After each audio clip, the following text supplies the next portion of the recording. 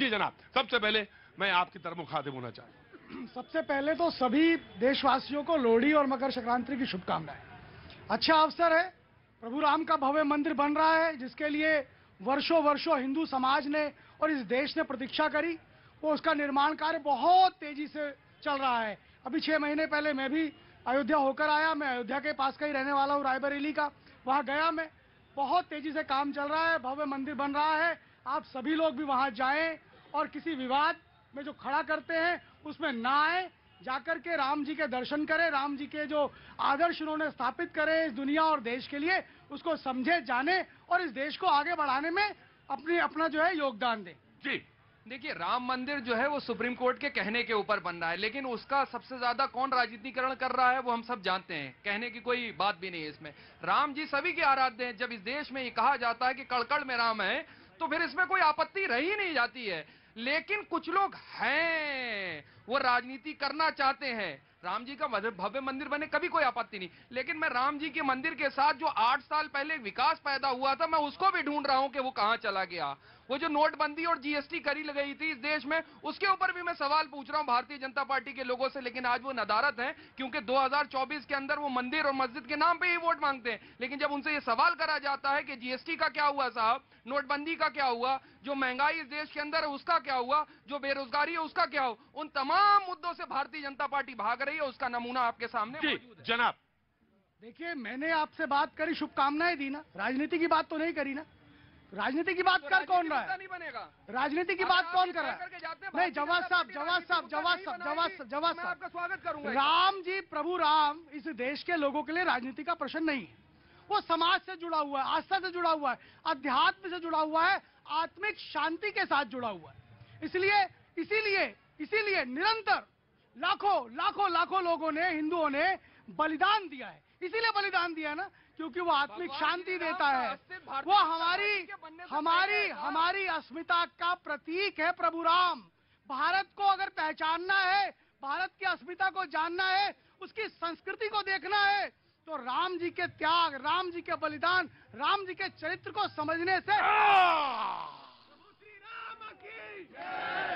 तुम्हारी ही कमी थी गुरु।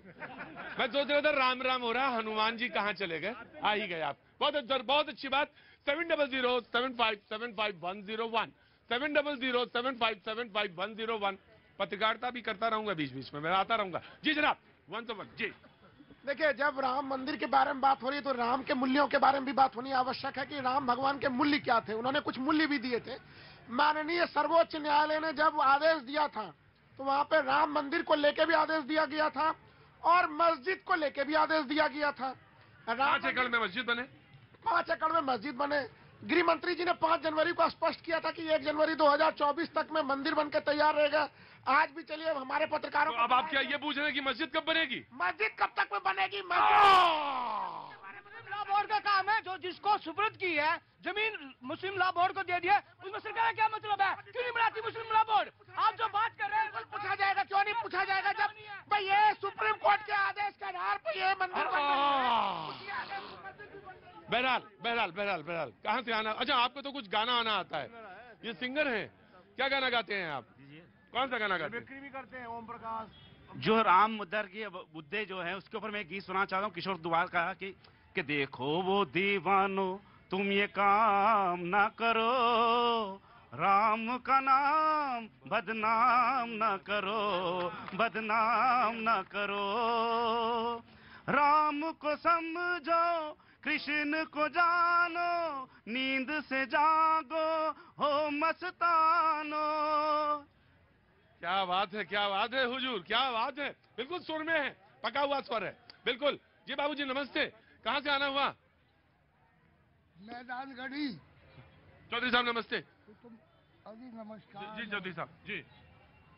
आपका शो देखने आए हैं जी, और 1 मिनट बात करनी है। जी बोलिए चौधरी साहब। हमारी जमीन 87-88 में वार्ड हो गई थी, उसके पैसे आज तक हाई कोर्ट में केस पड़ा है, पैसे नहीं मिले। ये देखो 87-88 से पड़ी हुई है। 87-88 ये देखो। जी चौधरी साहब। अब हाई कोर्ट में केस पड़ा है, हम पीछे पीछे घूम रहे वकील के, वकील हमें धमका भी देता है। अरे आपकी जमीन और धमका रहा है वकील। वकील धमका रहा है। तो आपसे प्रार्थना है कि श्रीमान प्रधानमंत्री जी के पास ये हमारी जी बिल्कुल बात कही जाएगी। ऑफ कोर्स जनाब Shailendra ji, then I come to you. जी देखिए प्रतीक जी, ऐसा है, मैं आज सोच रहा था कि ईश्वर राम के बारे में, प्रभु श्री राम के बारे में, जब वो अवतरित हुए थे तब भी उन्होंने 14 वर्ष का वनवास काटा, किस तरह से उनका जीवन पूरा संकट भरा रहा।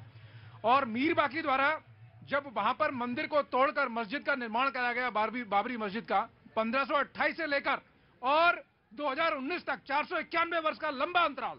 तो जिन्होंने जीते हुए भी इतना संकट, इतना जो है उदाहरण पेश किया, मरने के उनके मंदिर के लिए भी इस तरह का उदाहरण पेश किया गया।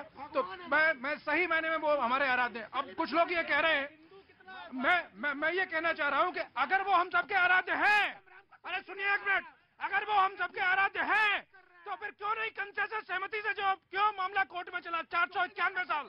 क्यों गए आप लोग? क्या ये शर्म की बात नहीं है? ये सबके लिए हम कह रहे शर्म की बात है। जी, राम पे कोई बहस नहीं होनी चाहिए, ना राम पे